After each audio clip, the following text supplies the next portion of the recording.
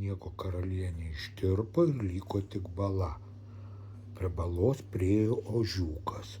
Jau gers, o čia Oceolas Seminolų vadas tik įtempė lanką, šmaukšt ir pataikė į ožiuką. Sėdintis jautis Deividas būvis šamanas labai supyko.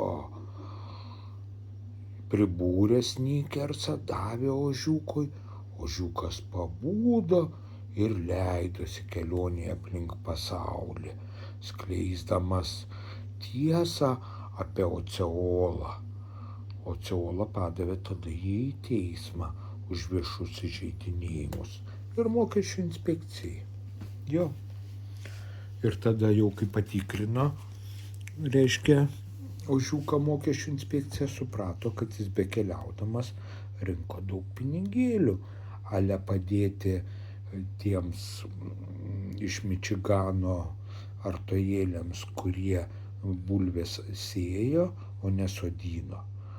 Tai va, tai gerai, kad jie dar prie to pačio plokštelės leido ir kaip tik Deividą būvį buvo įrašę.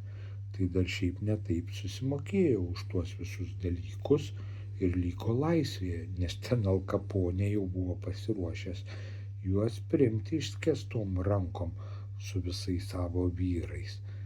Bet kadangi pasaka tokia neilga, tai mes jau ir eisim į pabaigą apie tai, kad viskas pasaulyje yra gerai, kas gerai baigėsi. Chau.